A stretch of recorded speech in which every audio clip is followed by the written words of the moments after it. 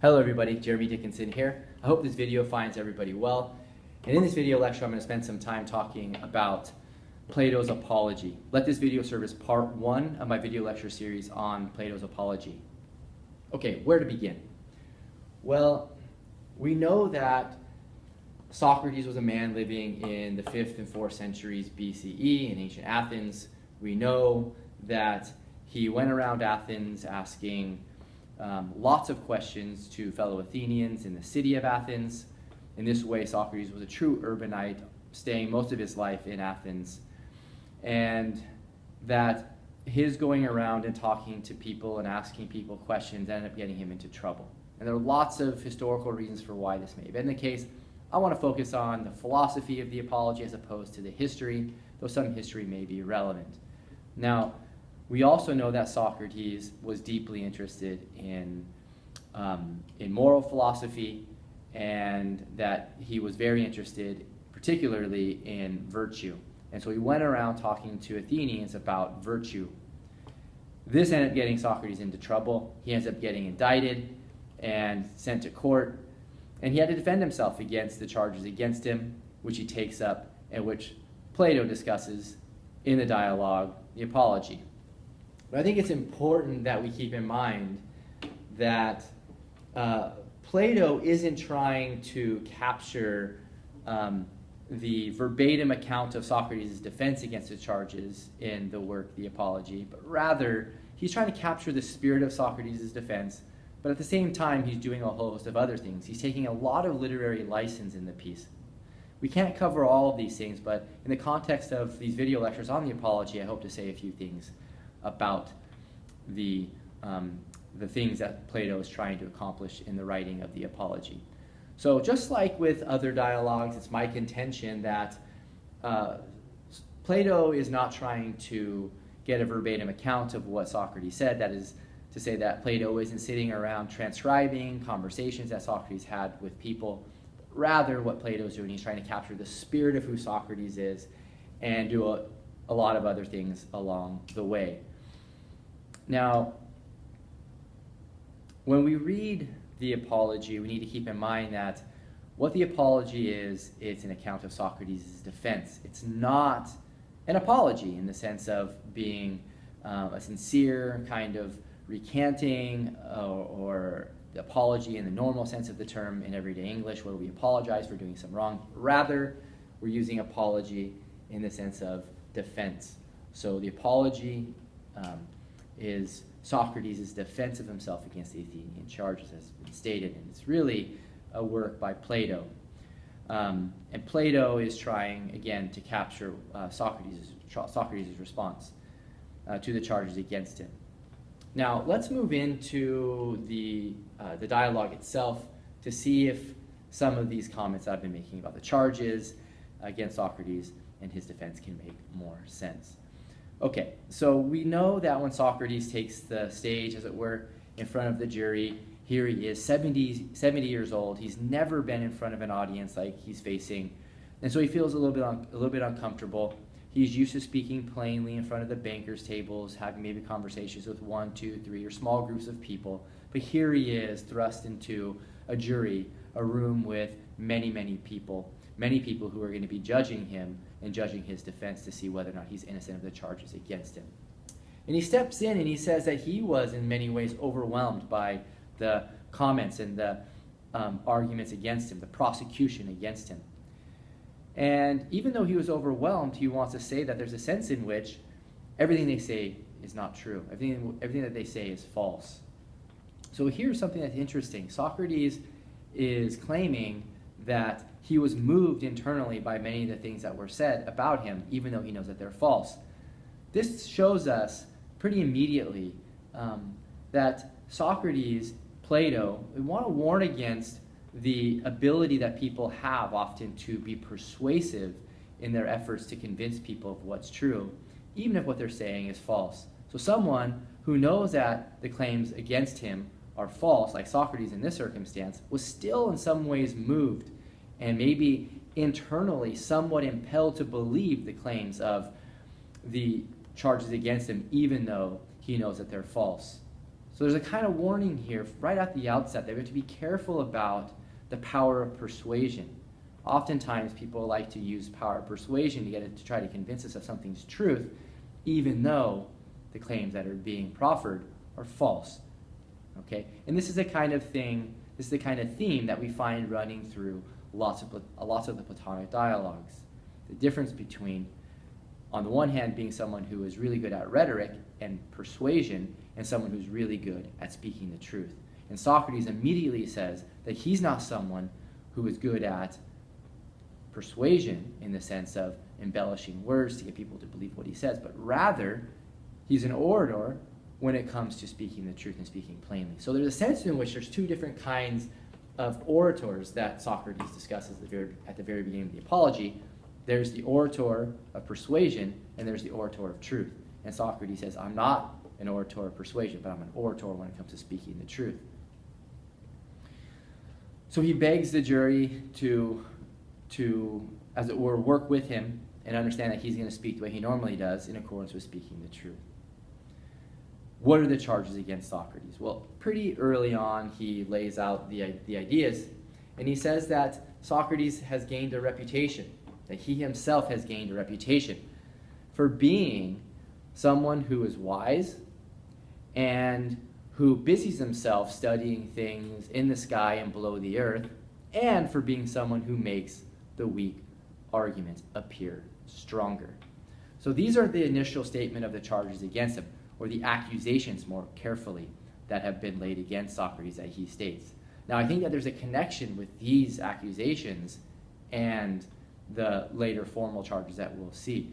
So we need to distinguish between the early accusations and the formal charges against him.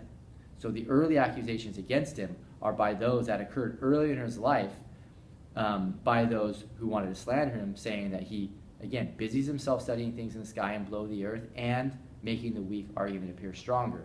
And of course, he teaches these things to the youth. So what next? Well, there are later charges against Socrates. There are the charges that come later in his life. And these are more closely associated with characters like Meletus and Anytus and Lycon, who he names. Meletus being the main spokesperson for these later charges. Now these later charges, these later accusations against him become the formal charges against him at his trial. So we see Socrates develop a strategy. His strategy is going to be to take on the earlier accusers first and then the later accusers. He's going to deal with the early accusations against him from his early accusers, which he finds very formidable, by way of telling a story. And we'll get to that story in a moment. He's going to deal with his later charges, the formal charges against him, in a different way, which we'll see later. So let's deal with the early accusers. Okay, so he has these early accusers. And now keep in mind that many of the members of the jury were children at the time that the accusations against him were initially made and had been made. Socrates realizes that given the fact that these slanders, given the fact that these accusations are so long-standing, it's going to be difficult to convince the members of the jury that he has been falsely accused. So, what does Socrates say? Socrates says this: look, if you just understand where these charges come from in the first place, you will be able to see that I'm innocent of them. So what I like to call the first stage of Socrates' defense in the Apology is a defense by explanation. What's the nature of the defense by explanation? Well, Socrates tells us that it has to do with wisdom, a certain kind of wisdom, namely human wisdom. So Socrates offers a defense by explanation. If you can just explain where the charges come from, we'll see that he's innocent. And the way in which he's going to show his innocence, explain his innocence, is by telling us a human wisdom story. Okay. In the rest of this video lecture, I'm going to spend some time talking about this human wisdom story. Okay. It picks up with Chaerephon, one of Socrates' friends. Chaerephon goes to the oracle at Delphi. The oracle at Delphi reveals to Chaerephon in some way, shape, or form that Socrates is such that there is none wiser than he is. So there's none wiser than Socrates. Chaerephon brings this information from the oracle, who has a high level of credibility, back to Socrates. Tell Socrates that the oracle at Delphi, none other than the incarnation of Apollo himself, has declared that there's none wiser than he is. And Socrates' response to this is one of being perplexed. He's surprised. How can it be that I'm being claimed to be such that there's none wiser than I am here in Athens? Why is he perplexed? Well, he's perplexed because he claims that he doesn't have philosophical knowledge. He doesn't have the relevant kind of wisdom to be such that he could be wiser, or such that no one is wiser than he is in Athens. So what does Socrates endeavor to do? Well, Socrates endeavors to go out and interpret the oracle. The main goal is to figure out what the oracle could have meant by the claim that there's none wiser than he is. Why? Because he doesn't know what the oracle could mean, given that he lacks philosophical wisdom. So what is his plan of attack? Does he have a method? Socrates has a method. Socrates' method is to go out and try to find somebody wiser than he is. Why does he do this? Well, again, to interpret the oracle. He feels as if there has to be someone out in Athens who is more wise than he is. For all intents and purposes, it seems as if someone's wiser than he is, at least from Socrates' perspective, given that he realizes that he lacks philosophical wisdom. So he sets out to show that the oracle that the oracle must have meant something different than literally that there's none wiser than Socrates. So Socrates first goes out to the politicians, and he finds that the politicians, they believe that they have philosophical wisdom, but in fact they don't. This is bad for Socrates because it means that they lack philosophical wisdom just like Socrates does, but the fact that they don't believe that they lack philosophical wisdom counts severely against them in terms of their overall wisdom. So Socrates turns out to be wiser than the politicians. Socrates goes on to say and make the stronger claim that the politicians appear to be the wisest, but in fact they have the least amount of wisdom in the city. Socrates then goes to a group of people known as the poets. And the poets, they believe that they have philosophical wisdom. Why do they think this? They think this because they write these great literary works. They think that because they have a certain kind of inspiration with respect to being able to produce great works of literary art, that they have a deep kind of philosophical wisdom. But as it turns out, when Socrates examines the poets, he finds out that they in fact lack the relevant philosophical wisdom. In fact, the passers-by, as Socrates is interviewing the poets, can better analyze the poems than can the authors of the poems themselves.